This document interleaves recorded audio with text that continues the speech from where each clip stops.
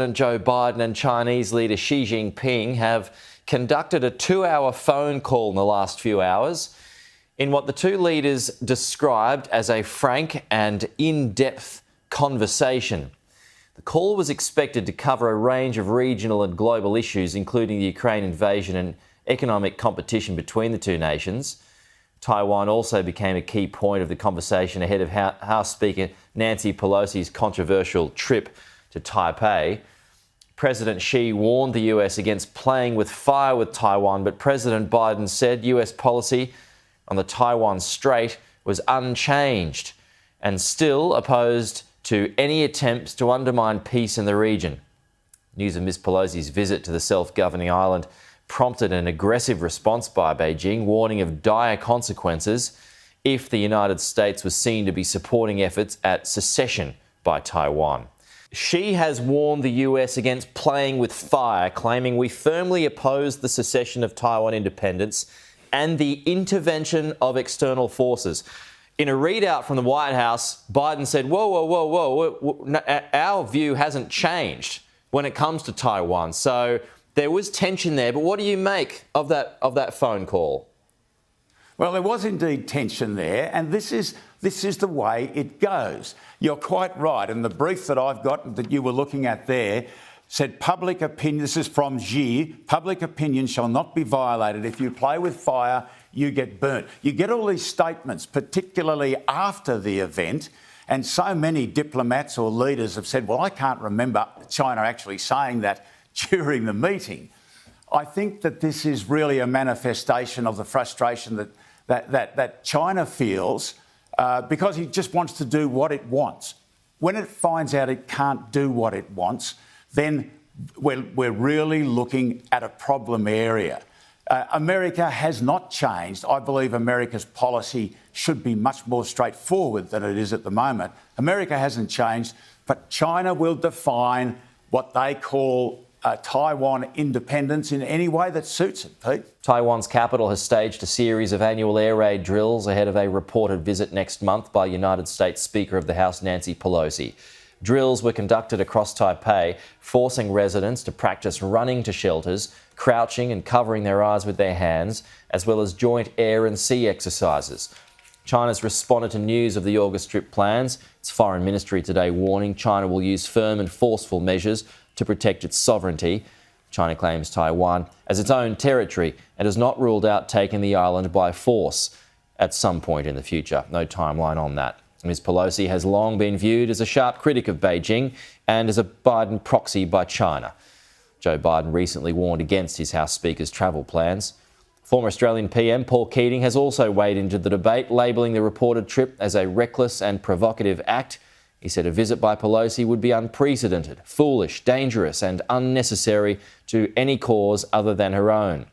If the situation is misjudged or mishandled, the outcome for the security, prosperity and order of the region and the world, and above all for Taiwan, would be catastrophic. The American economy is right now teetering on the brink. Overnight new figures show the US economy shrunk for the second consecutive quarter. That is a technical recession, even though Joe Biden doesn't believe it to be the case. But let's bring in our business editor, Ross Green, to explain a little more on this. Now, Ross, in America, there's another step before a recession is declared. Yeah, that's true, Pete. And what that is the National Bureau of Economic Research basically looks at all the conditions in the United States and declares a recession. If it was here in Australia, say, for example, it would be in recession right now. And you can see that through basically the last 2 quarters of economic growth. So in the first quarter of this year, it's fallen by 1.6%. In other words, the overall economy, the GDP, if you like, has shrunk by that amount. In this second quarter, it shrunk by 0.9%. Now, the interesting thing is there's been strong growth, as there had been here in Australia, coming out of the COVID lockdowns and, if you like, the response. But you can see even here going out into the future that really the expectation of the US economy is not for strong growth, not for a strong rebound. And they're the forecasts in grey that you can see out on the right-hand side. And so really what you're getting is very subdued growth in the United States. That's acknowledged by Joe Biden, the president, but he was clearly trying to send a message to that National Bureau of Economic Research that he doesn't want a recession declared. There's going to be a lot of chatter today on Wall Street and among pundits about whether we are in a recession. But if you look at our job market, consumer spending, business investment, we see signs of economic progress in the second quarter as well. And yesterday's Fed chairman, the Fed chairman Powell made it clear that he doesn't think the U.S. economy is currently in a recession. A UK Conservative leadership debate has been interrupted after moderator Kate McCann fainted on air. Rishi Sunak and Liz Truss had been debating economic policy before a loud crash was heard. Seeds in Ukraine. He's not going to stop there. He's going to challenge the freedom and democracy.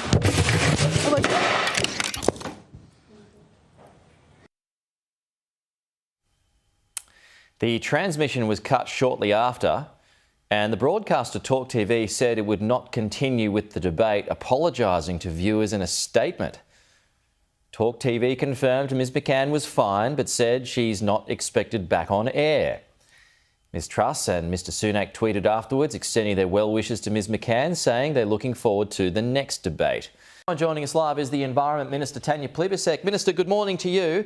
So Labor is to make it harder for government agencies to spend public money on coal and gas projects. Is that the last olive branch that you'll give to the Greens?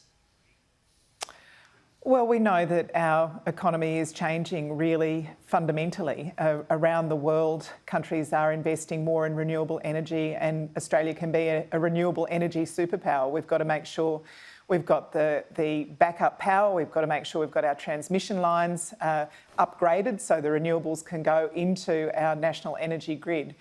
But that is the long-term solution, because we know renewables are cheaper. There's a reason that millions of Australians have got solar panels on their roofs. They're not ideologues, they just want cheaper power, and that's what we've got to do with our national grid as well. But in terms of trying to get the Greens on board, are you done with that now? Have you gone as far as you can go? Well, it's up to the Minister for Climate Change and Energy to conclude the negotiations with the Greens. But I'd say this, we are going to keep the promises that we made to the Australian people at the last election. We promised that we would move to zero net emissions and that we would set a 43% target on the way to zero net emissions. That's what we're going to do. You did want 60% reduction on 2005 levels, which is actually closer to the Greens than it is Labor. And you also wanted no new coal or gas developments. Are you going to disappoint your supporters by backing the legislation?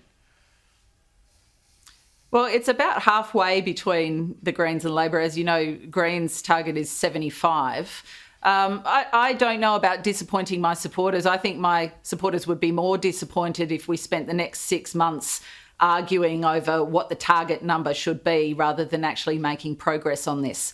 So, you know, my level of confidence in 43% has increased on the basis that that's a floor, with a lot more wriggle room to move above that and to be more ambitious. On the matter of coal and gas, that's not in this particular legislation. So that's something for further discussion. I know the Greens have been talking to the government about that, but there are also other ways that we can put checks and balances in on that, specifically potentially a climate trigger, which Tanya Plibersek, I know, is exploring under environmental legislation. So there's more than one way to skin a cat. This climate change bill is really about enshrining a floor, something to aim for, but also to allow more ambition out to 2050. US President Joe Biden has tested negative for COVID-19, finishing his 5-day isolation period and remote working arrangements.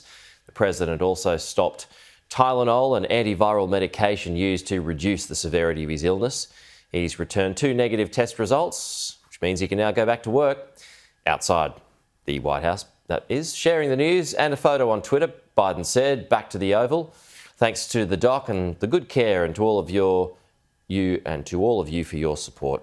Demonstrators have broken into Iraq's parliament to protest against a prime ministerial candidate who was backed by Iran. Riot police used water cannons to disperse demonstrators who climbed the front wall of Parliament and then pulled it down.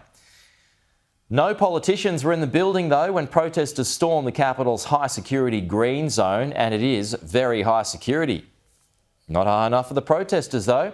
Iraq has failed to form a new government since an election back in October. Travellers are being warned to expect more chaos and queues at airports this week as ground crews take industrial action on the East Coast. Staff at Donata will apply to the Fair Work Commission and hold a vote on strike action after reaching a stalemate with airlines on an unpalatable new agreement. The potential strike could derail baggage for thousands of customers travelling on Qantas, Singapore Airlines and Air Canada.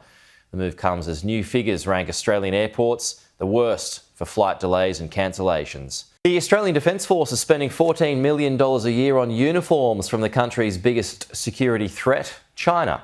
That includes ceremonial clothing, sporting attire, wet weather gear and personal protective equipment.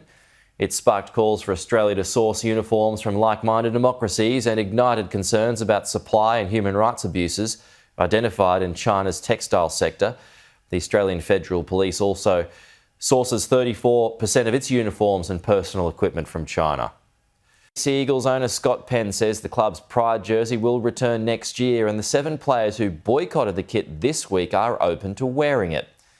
In a meeting between the players and the club's owners, they said they were frustrated by the lack of consultation on the jersey by the club. Manly great Ian Roberts says he was unsurprised but saddened by the pushback to the jersey, but Scott Penn says the 7 players are willing to meet Mr Roberts and come to a conclusion. Sea Eagles coach Des Hasler says the saga has been emotional but believes the club can move forward if players are sympathetic to one another. And we've got a bit of work to do, and I'm just being honest, we've got a bit of work to do. So, but as long as we're all sympathetic to each other's cause, we'll get there.